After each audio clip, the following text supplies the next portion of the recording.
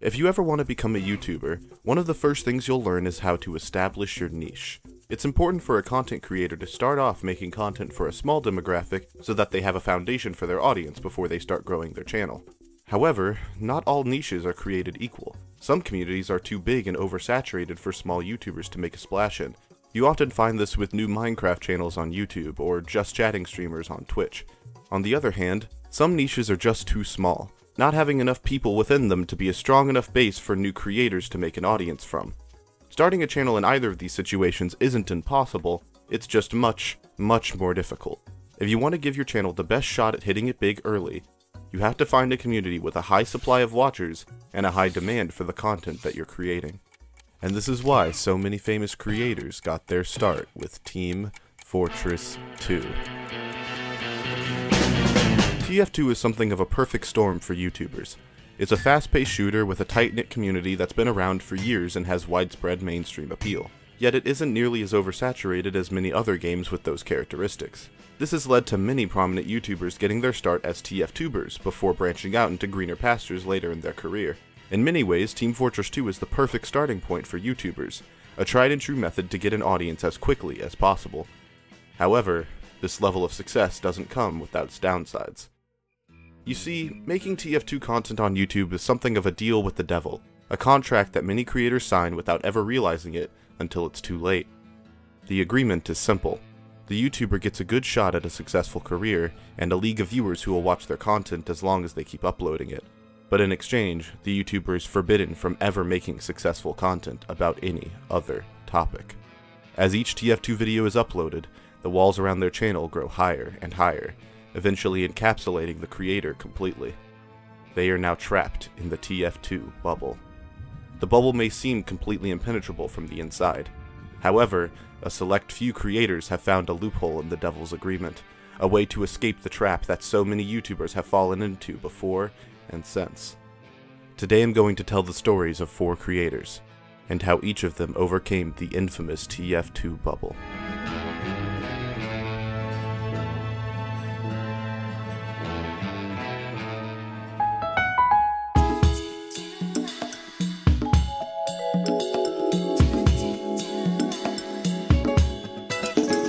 June 2011, the most important month in TF2 history. 2 events would take place in this month that would heavily contribute to the game's notoriety and success in the coming years. The most important event was on June 23rd, when TF2 went completely free-to-play for the general public. It was a harrowing moment for gaming as a whole, with Valve proving that games don't have to cost the player to be excellent and financially profitable. This was easily the most historically significant event to happen in this month for Team Fortress 2. But there is a close second, which happened just 12 days earlier. Hello everybody, I'm going to introduce myself right here. My name is Jerma. I'm going to start doing gameplay commentaries. Some people might already know me from playing in servers, but some of you probably don't, and this is my introduction to you guys. Jerma985 is the first protagonist of our story, and a creator I'm sure many of you are familiar with. On June 11th, 2011, Jerma would upload his first ever video to YouTube, starting a legendary career that would continue for years to come. This video wasn't very remarkable on the surface, just a guy talking over some spy gameplay. It's clear watching that Jerma hadn't quite figured out exactly what he wanted to do with his videos just yet, but his genuine nature were all it really took to make his videos engaging. Jumping a little side stab on that medic, and yeah, I had to bring up the dead ringer because there's no way I would have survived that at all. The high energy and flashy editing that's associated with gaming on YouTube today wasn't really necessary during this era of content. At this time, the average YouTuber could get views and subscribers by just being themselves and talking about something they were passionate about into a microphone. However, Jerma was also quite intent on letting his goofier side show through. Just one day later, he would upload a video of himself doing a silly old man impression he called his grandpa voice. Hello everybody, my name is Hiljogolam. This voice would become something of a recurring character in Jerma's content for years to come, an encapsulation of how strange and wacky his sense of humor is. These are bicep curls, baby. He's never really had to try to be entertaining. He's just kind of like that. See, I play casual games because I'm an idiot. If you're a highly perceptive individual, you may notice that the game being played in this video is in fact not TF2. That's because Jerma wanted his channel to have more than just TF2 content on it. I'm not just going to do Team Fortress commentaries, I'm going to do other stuff too. That being said, his channel was primarily still TF2 commentary, a formula that helped him greatly succeed on YouTube. He would upload a total of 12 TF2 videos in just his first month as a creator, reaching just over 500 subscribers in that time. 3 months later, he'd have 8 times that amount. One has to wonder how he did it.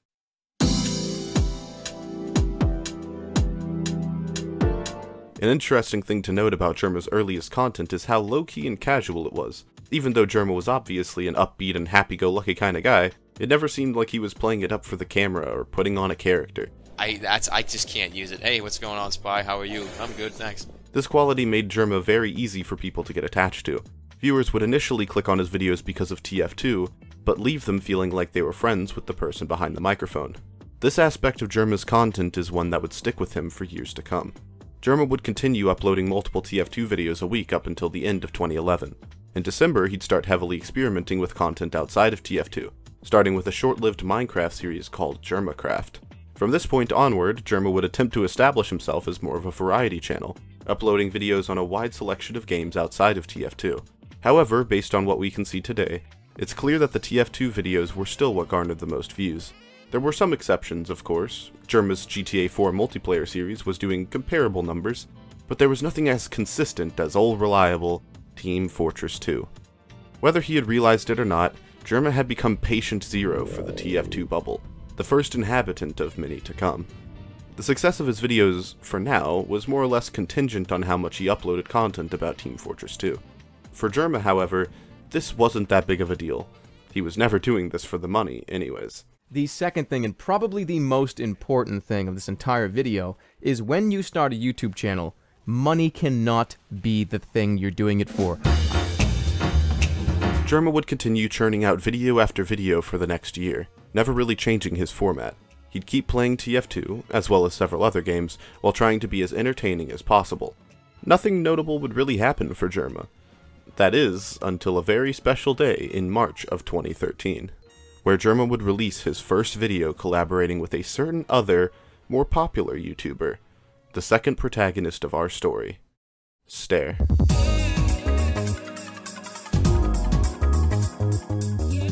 Stare was a YouTuber who had started uploading TF2 content about half a year before Jerma. In a lot of ways, the two of them had become TF2ber running mates, leading the way in terms of TF2 content on YouTube. But their styles of content were very different.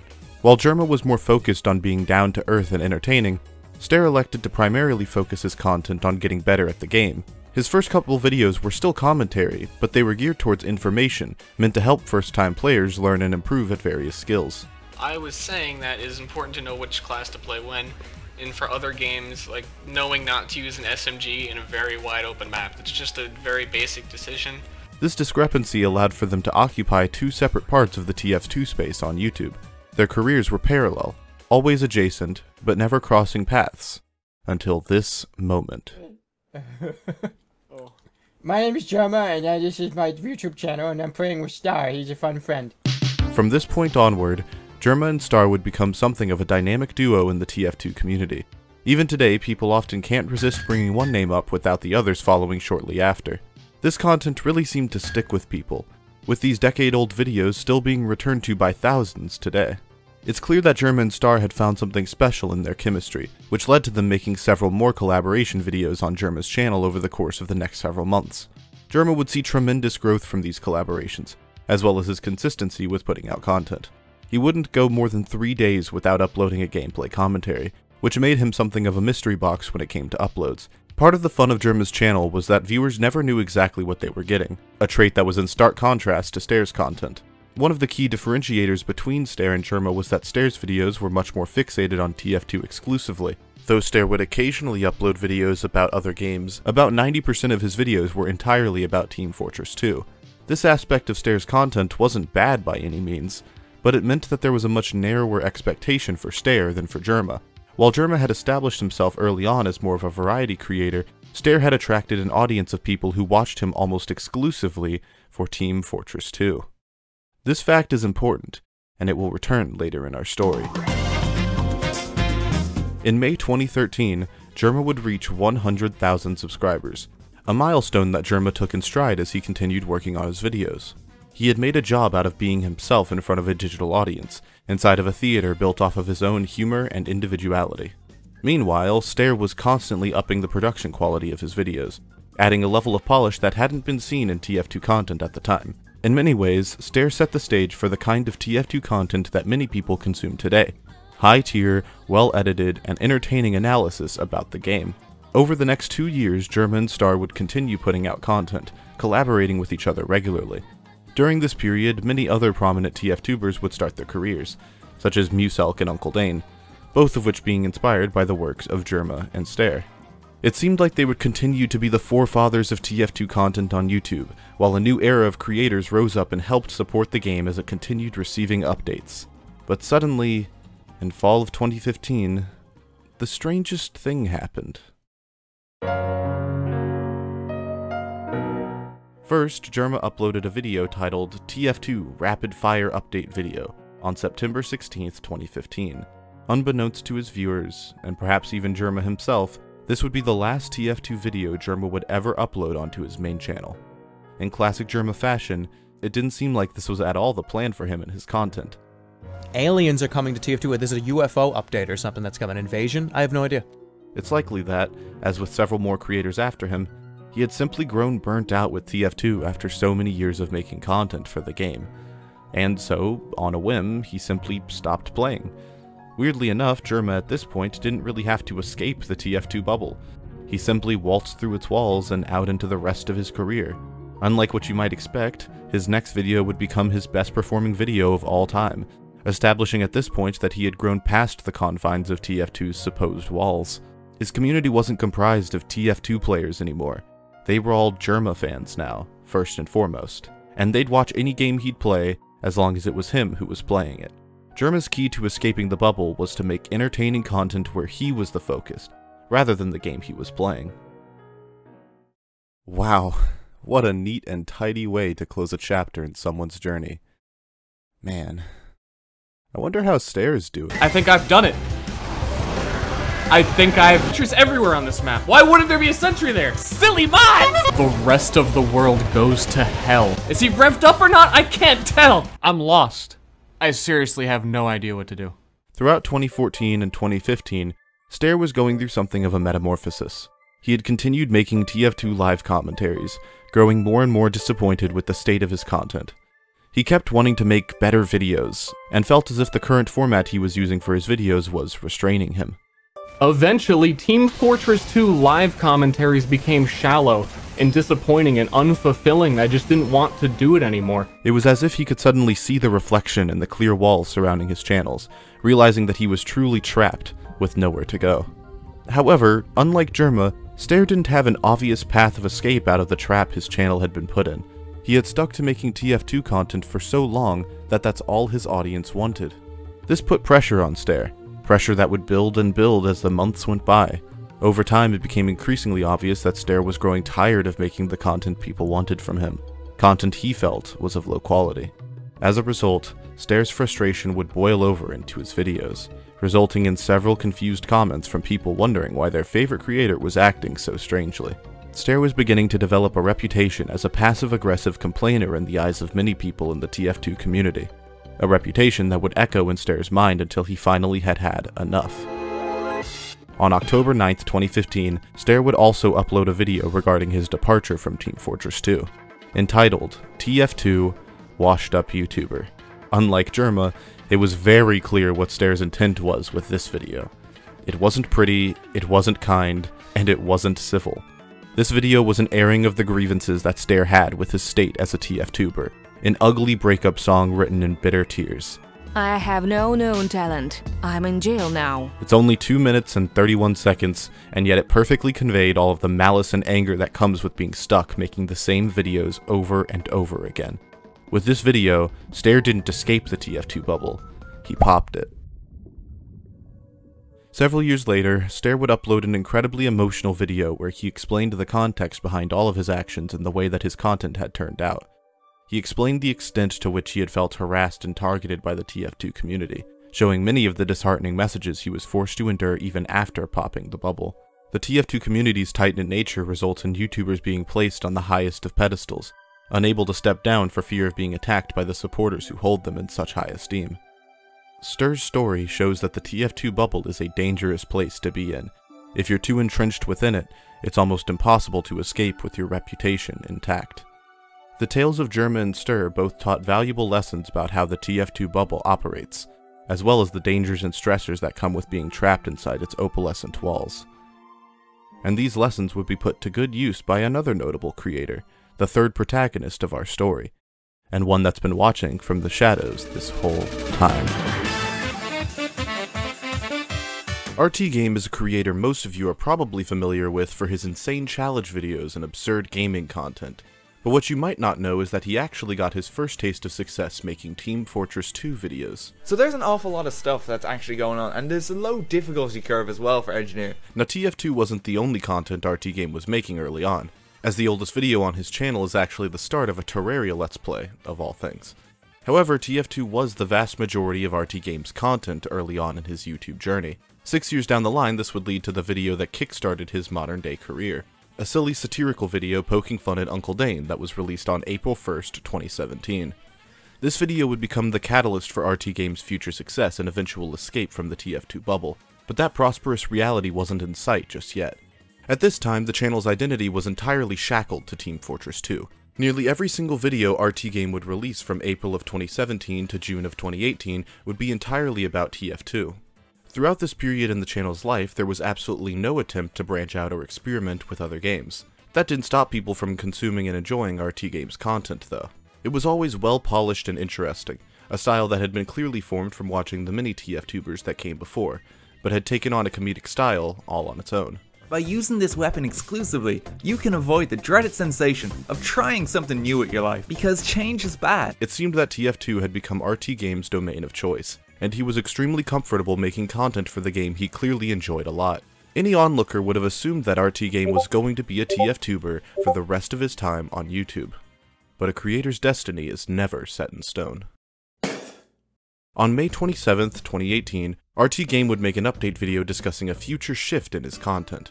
As previously noted, he had been watching the reaction the community had to Star's departure from TF2, and he was keen to avoid reaching the same point. As a result, rtgame knew to bail out much more gracefully and tactfully, covering as many bases as possible to prevent people from falsifying his reputation unfairly. For the longest while now, I've wanted to make vlogs about my travels in Japan, but I've almost been scared to do it, because I know that the moment I start uploading those, people are going to scream at me. It's like, Daniel, how could you betray Team Fortress 2 for Weeaboo Land? He had watched the lessons learned by his forefathers unfold before his eyes, and he was going to use those lessons as the blueprint to escape the TF2 bubble as efficiently as possible. After making this announcement, rtgame would make a shift from regular TF2 videos to more variety content. And, like with Jerma, the first non-TF2 video to be released after the switch would result in rtgame's biggest video up to that point. A video about Skyrim with nearly 3 million views at the time of me writing this. This shift in focus was so instantaneous that it was almost chameleon-like. rtgame's format and personality were incredibly adaptable to basically any game on the planet, allowing him to continue entertaining his audience no matter what he was playing. And because he had already covered his reputation with his update video, there was no room for anyone to say that he betrayed the TF2 community or started chasing trends. rtgame had succinctly transformed his channel in the span of just a few days, and he would see a massive amount of success for it. In the 5 years since rtgame made the switch, he's accumulated 2.83 million subscribers on YouTube, as well as an incredibly popular streaming career on Twitch. It's obvious that this moment set his channel on a completely separate trajectory. If rtgame had continued making TF2 content, it's likely he wouldn't be around anymore today. But because he was able to escape the bubble, rtgame exploded beyond the boundaries of what was expected of his channel during its genesis. This is one of the reasons why the TF2 bubble is so interesting to me. It's a hurdle that the creator must overcome in order to break out into a more mainstream audience. There are some exceptions, creators that have superseded the TF2 community while remaining inside the bubble, but the creators who achieve this usually do so through seniority. Uncle Dane and Lazy Purple come to mind. Neither of them have really attempted to leave the bubble, but they're still widely recognized anyways due to their hard work and sheer dedication over an insanely long period of time. They are the exception, not the rule. For creators just starting out, Team Fortress 2 can often become less of a flourishing playground of creativity and more of a losing battle where your work will always be compared to the work of your more established peers. This encourages creators to attempt copying the homework of those peers, leading to a hive mind of YouTubers who all do what the big YouTubers do with little deviation or thought. This environment becomes constricting for creators. It makes sense then that they would choose to search for greener pastures, only to find the translucent hemisphere of the bubble locking them in. It might seem as if they can leave, but behind that wall is a leap of faith most aren't willing to take. The reality of YouTube is that every community has its bubble. When you start making content about a given topic, you develop an audience of people expecting you to make content about that topic. If the creator decides to go and do a different thing, they're essentially starting their channel back at square one. This is because they're doing content that the vast majority of their audience didn't subscribe for. This is true no matter what content you make as a creator. However, because of the tight-knit nature of TF2's community, TF2bers tend to grow much faster than other creators in other communities. Because of this, the TF2 bubble is much more obvious than the bubbles that surround other topics on YouTube. The faster a creator grows off of one topic, the less time the viewers have to develop an emotional connection with that creator. Therefore, when a TF2 creator decides to switch to something else, it is less likely that viewers will want to follow them. Jerma had years of time making other content and developing a relationship with his audience. Hours of content where he would share his life with them, talk to them on streams, and become a real person to them. By the time he stopped making TF2 content, Jerma's audience were there to watch Jerma, not TF2. So when he switched, his audience felt enough of a connection to switch with him. rtgame made sure to be down to earth and honest about his switch before he did it, and he had been making content and streaming for years up to that point. Therefore, his audience was there to watch him, not TF2. Oftentimes, when TF2 creators face the TF2 bubble, they've grown so fast that it shades their perception of reality. The creator may have a really big number next to their name, but those people are there to watch TF2, not them. We've talked about creators who have successfully escaped the TF2 bubble, reinventing their content while still maintaining their channel's identity. We've also discussed a creator who managed to pop the bubble, reconstructing his identity from the ground up entirely. But now it's time to talk about a creator who attempted to escape the bubble, but ended up living and thriving within it. Soundsmith is a TF2 creator who started making content on April 18th, 2016, predating rtgame's modern inception by about a year. The reason why I skipped him in the chronology of this video is because his relationship with the TF2 bubble is incredibly unique. While Jerma, rtgame, and even Star eventually succeeded in transitioning their content away from Team Fortress 2, Soundsmith is a creator who attempted the switch, but reverted it after a couple of years, going back to making almost exclusively TF2 content. To explain why this happened, we need to talk about Soundsmith's history on YouTube, as it provides the hidden piece that differentiates him from our other three protagonists. Soundsmith started off uploading clip montages of his TF2 gameplay onto YouTube, a humble start to what would become an absolute titan in the TF2 community. Unlike our other protagonists, Soundsmith's start on YouTube seemed more or less incidental. It doesn't seem as if he was ever setting out to be some super huge creator, he was just uploading some small clips of his market gardener kills. Looking at the channel at this time, it honestly looks like Soundsmith was just uploading videos for himself, rather than for any hypothetical audience. This would change on September 1st, 2016, when Soundsmith would upload a video titled, "Learning to Jump with the Beggar's Bazooka." This video was pretty basic as far as 2016 TF2 gameplay goes, but it marked a notable shift from casual gameplay clips for fun to an active attempt to make content for entertainment. It's clear that Soundsmith likely grew up with older TF2 creators like Jerma, Star, and Muselk, and their style of TF2 gameplay commentaries was something he was trying to emulate. But even early on, Soundsmith didn't like being pigeonholed into one kind of content. He liked experimenting, thinking outside of the box, and trying new things. This trait would first show itself through the first episode of Casual Meta, a series where Soundsmith and his buddies would try unorthodox loadouts for fun in an effort to see what could be effective in a casual setting. These videos already demonstrated that Soundsmith wasn't interested in just doing what everyone else was doing with TF2. He wanted to stand out, to be different, above all else. and this would continue to pay off for him with the release of one video, the first episode of what would become the most infamous series in all of TF2 YouTube history, Stereotypes. So I've noticed over my time playing TF2 that a person's hat choice can say a lot about them as a player. This series was one of the most successful pieces of TF2 content to ever be uploaded, for a multitude of reasons. It was easily digestible, presented in a list-like format, and most of all, it allowed non-TF2 players to quickly and easily get a peek into TF2 culture. This last point was the most crucial differentiator that made Stereotypes different from other kinds of TF2 content. Most videos about the game discussed the weapons, the characters, or the gameplay, but Stereotypes put a spotlight on the community itself and its absurd, edgy nature. This allowed for people who had never played TF2 before to have a peek into what it was like to interact with the community that played the game. The man had captured something special that hadn't really been explored before in this way, and the statistical success of these videos certainly rewarded Soundsmith for his ingenuity and creativity. But this success wasn't as positive as it seemed.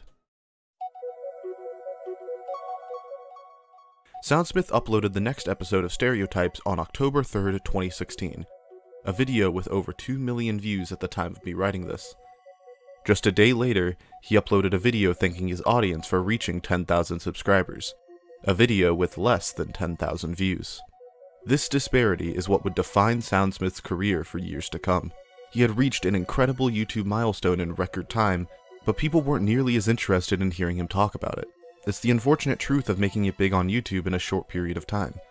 The views and subscribers only come because people saw you do one specific thing, and if you ever stop doing it, then the people won't be nearly as interested in watching. I don't know if Soundsmith knew this at the time, but I do know that he would come to find it out very soon. Over the next couple of years, Soundsmith would continue uploading videos about stereotypes. When he ran out of hat stereotypes, he'd move on to weapons, and later misks. As the series went on, it was clear that Soundsmith was attempting to put more and more time into the format. By the time he reached weapon stereotypes, he was having entire animated comedy bits as part of the videos. Hey guys, sit down. Don't call me honorable, I don't even know what the hell I'm doing here. Okay, now calling for the record the case of pretentious spy mains v everybody else, civil case number 102. But, like one of the protagonists that came before, it was becoming increasingly obvious that the format of Stereotypes was holding back Soundsmith's creativity, something that was likely very frustrating. During Misc Stereotypes, Soundsmith ran an entire ARG while the series continued, a topic that could be given its own video for how detailed it was. However, there were just never enough people looking at it to fully understand or solve it. Few people seemed to really care. Soundsmith was always a very self-aware YouTuber. Ever since the beginning of his content, he'd make jokes about himself, his tropes, and his format.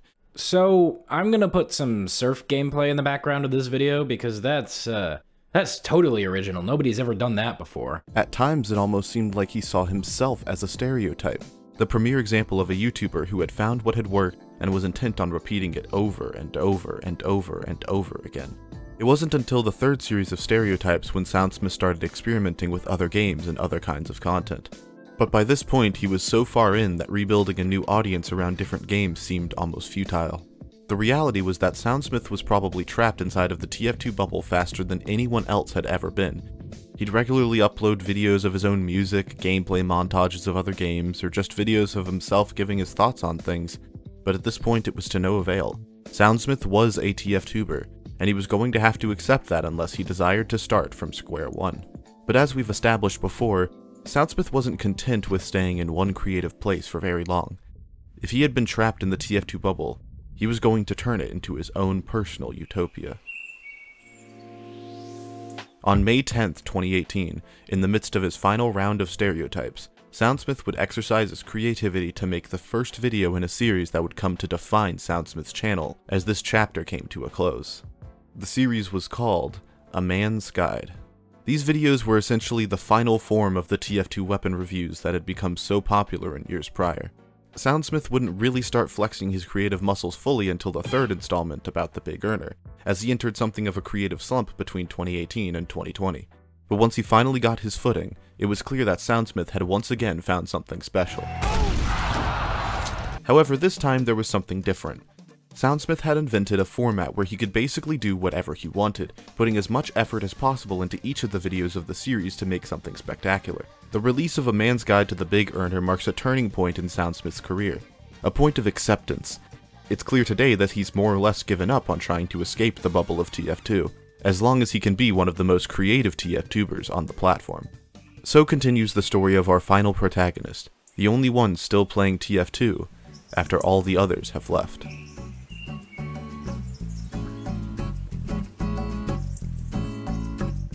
In researching the 4 creators I discussed for this video, I discovered a multitude of interesting facts about TF2's infamous bubble. As I mentioned earlier, the main reason why this phenomena occurs is because, generally, TF2 content helps YouTubers grow much faster than that of other communities. That's a very important part about what makes the bubble so infamous among creators and viewers alike. That said, it's also worth noting that many members of the TF2 community take specific issue with a select few YouTubers being, supposedly, monetarily motivated in their switch from TF2 to other games. This is most commonly seen with Muselk and Star, who both switched to Overwatch after their respective stints with TF2. This is a large part of what led the community surrounding those creators to turn on them so viciously. In an interview I did with Muselk, he illustrated to me that his choice to make content more focused on Overwatch was one done as a result of burnout. Where I was quite literally doing 16 to 17 hours a day, 360 days a year. This sentiment was also echoed by Star in his video regarding why he left TF2. Eventually, Team Fortress 2 live commentaries became shallow and disappointing and unfulfilling. I just didn't want to do it anymore. I believe the reaction of these two fanbases is what has given the TF2 bubble its nasty reputation, even though these reactions are based off of a faulty assumption about why these YouTubers left the TF2 community. The TF2 community is already perceived as toxic by a sizable portion of people, so these reactions only serve to reinforce the idea that getting involved with TF2 YouTube is a risky situation. Most people believe that the TF2 bubble comes from the community being toxic, and the YouTubers' actions seem to have little or nothing to do with the reaction. But, as we learned from Jerma and rtgame, this isn't universally true. While Jerma utilized variety content as leverage to easily escape TF2's bubble, he was still mostly a TF2 YouTuber when he decided to make the switch. rtgame was almost entirely making TF2 content when he decided to make the switch. However, neither of these creators faced significant backlash for leaving the TF2 community. They both even ended up playing Overwatch after their switch, a game that's notoriously hated by TF2 players. And yet, little to no pushback from the TF2 community. Why is that? Well, I believe that both rtgame and Jerma are premier examples of how to handle an audience before you switch your content, regardless of what community you make content for. Jerma had already established himself as a premier source of entertainment. As previously discussed, this allowed him to form a relationship with his audience that made the switch much easier. Compare this with Star, who repeatedly used his content as, more or less, a place to vent his frustrations with making content. This resulted in a lot of confusion from his audience, with many of them feeling as if he was lashing out at them, rather than just artistically expressing himself. All of this supports the idea that the TF2 bubble isn't exclusively about the toxicity of TF2's players, but it's about the back and forth that a creator has with their audience. It's important that YouTubers meet the needs of the community that they've established. Their viewers have chosen to watch them for a reason, whether that reason be because of the creator themselves or the content that the creator makes. The 4 protagonists of today's story all share the same villain, and each one overcame it in different ways. And yet, it still persists in the nightmares of YouTubers.